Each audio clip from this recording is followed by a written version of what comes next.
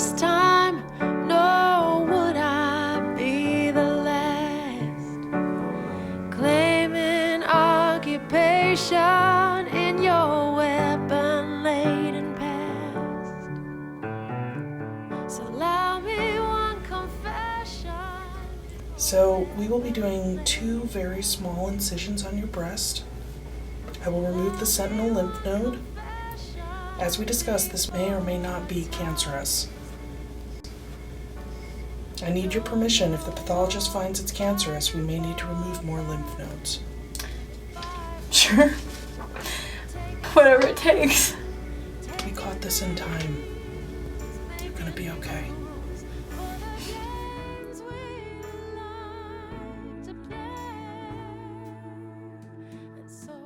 You're scared shitless. I don't know anything about cancer. Cancer is for old people, right? Who gets it? You know, you've heard of like aunts, uncles, grandparents. You know, no one 30 years old gets it. The doctor called and said, it's cancer.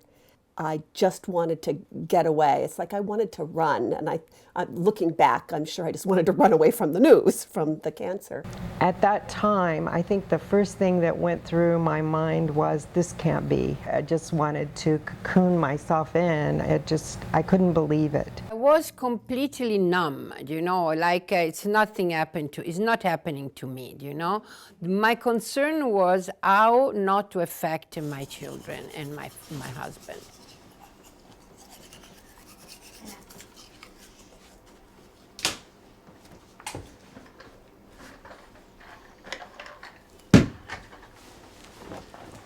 Bow, chicka bow bow.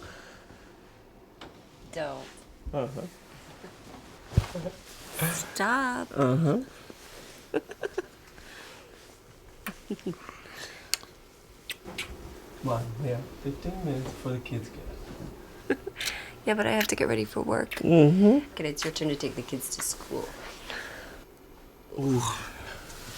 But I shaved my chest. Me too. Ooh. I have to tell you something. Okay. Should I kneel for this? Yes. No. I don't know. Sure. Okay. I went to the doctor the other day. God, you're pregnant again. We are never sleeping. No. She found something. But I don't want you to freak out. What? I don't want you to make a big deal about this. We don't know what it is yet. Who's we? Just say it. They found a lump in my breast. I had a biopsy, and I didn't say anything because I didn't want to worry you. No. I can't do this again. I'm not your mom. Don't worry. I'm not gonna die. That's right. You can't. You're not allowed to.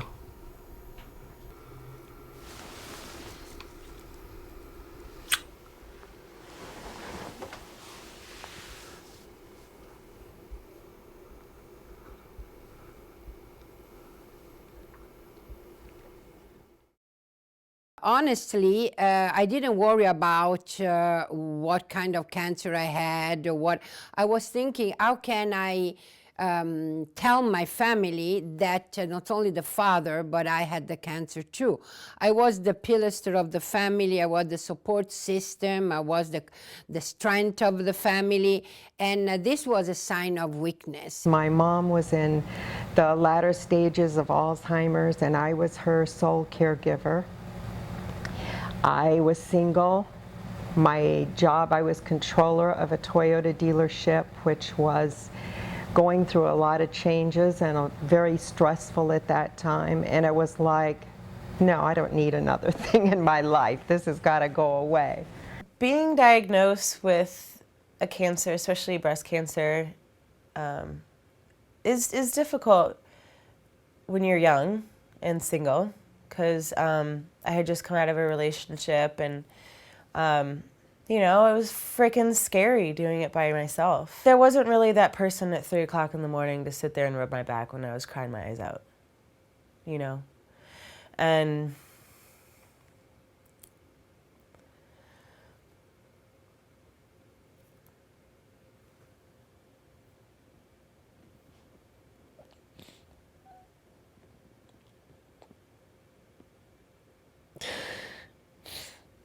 sorry.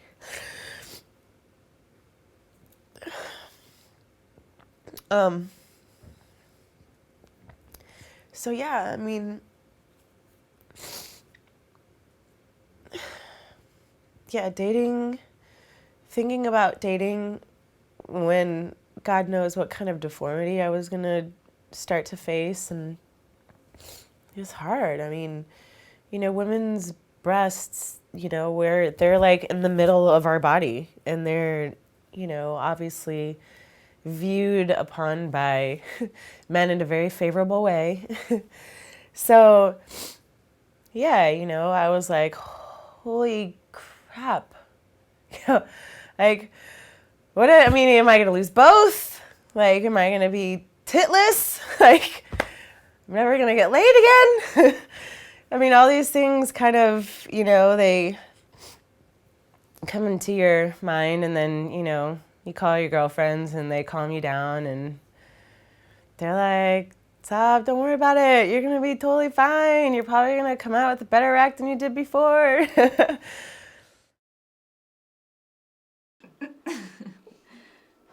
Why are you laughing? This is scaring me. All right. Oh my god. That one was 2 in the morning. Okay, I know I said that I like the one with the flowers. Well, let's start. I know that I said that I like the one with the pearls, but I think more and more maybe the one with the flowers on the side. Pearls. Okay. Maybe you should try these on with your wigs. No. Come on, it's gonna make a difference whether you go for that long-haired look or shorts. No.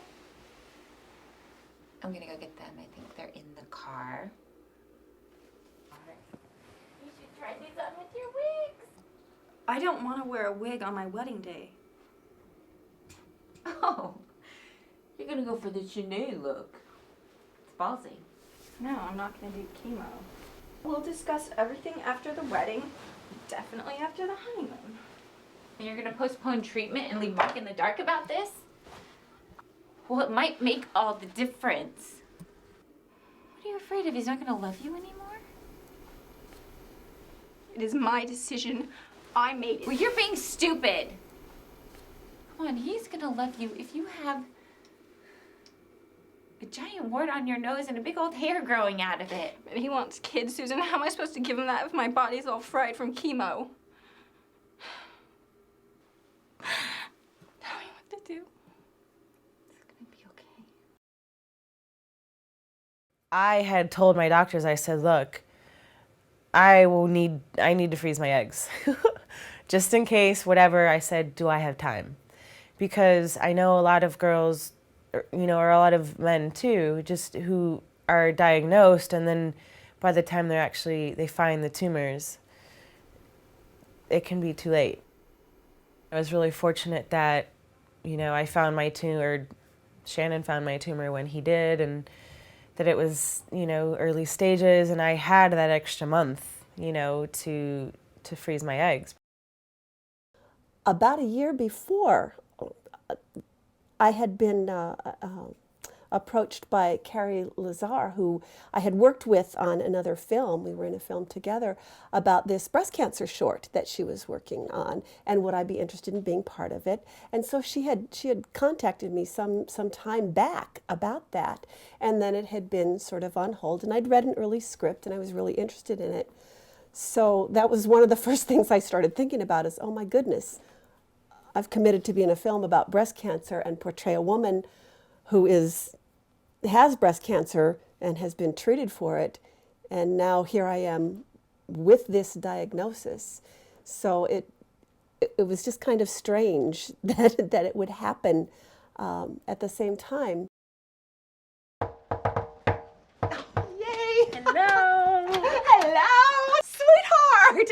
in. I am so happy to see you. Why didn't you tell me you were doing chemo again? Why didn't you call me sooner? I didn't want to worry you. Besides, it's only hair. The rest I can take care of. Well, I'm here now. I can take care of you. There's no need. I can handle everything just fine. Now, let me get your bag. No, Mom, stop. I got it. I got it. All right. How's work? Oh, and how's Dan? Mom, please, talk to me. I am talking to you, sweetie. Mom! All right. The doctors say it's pretty advanced. How advanced? I mean, what do we do from here? There's not much to do. It's metastasized. So what does that mean for you, Mom? Please, tell me. It means it's spread. It's in my lungs and maybe my bones. So what do the doctors do? I mean, did you get a second I opinion? got a second opinion and I got a third opinion. There's just not anything left to do. Well, that's ridiculous, Mom. We can do this. We've done it before. You know, I am through fighting! You know, I'm done with chemo. I want to have my hair back. You know, I want to enjoy these last few months. I want to enjoy my time with you. I want to take care of you. Let me take care of you. That's what I want. Last few months, Mom.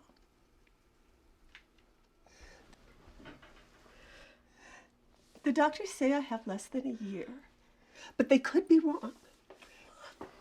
Well, of course they're wrong, Mom. I need you here. I'm pregnant. Oh, sweetheart. Oh, my God.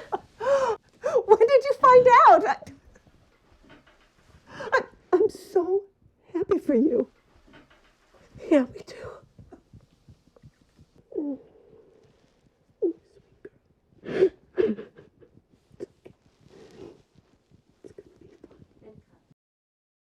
It's only been since January 1st of this year that I was able to become a full-time actor.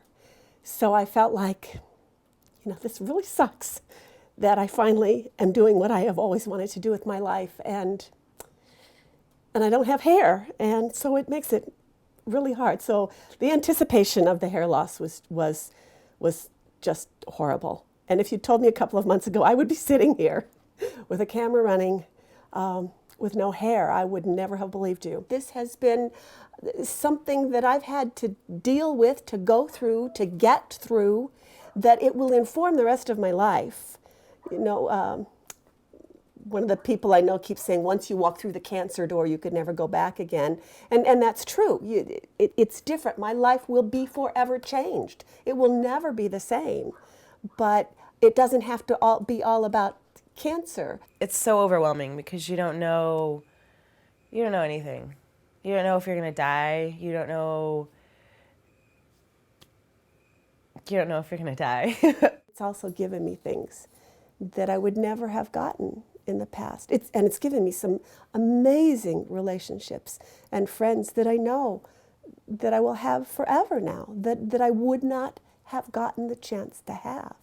I had amazing family and friends. I mean, hands down, I am so blessed. It's just so nice to have people who truly understand what's happening to you and what you're going through and what you're dealing with. My message to people with cancer, the attitude is the key. Stay positive. Take time for yourself. Go through the process and you'll have a good outcome. Just know your strength and know that it's still there and that you're gonna get through it. You just put your head down, you know what you need to do, you put one foot in front of the other and you just make it happen, right? You check off, okay, chemo round 1, check. Third surgery, check. I think there are so many things that we can do, not that you, there's never a guarantee that you won't get cancer again, and there's never a guarantee that somebody who's never had it won't get it. It's just, but there are things that you can do to help with that. There are things that you can do to help have the quality of life that you want to have. And what am I going to do now with this news? Because it's all about life. Hang in there.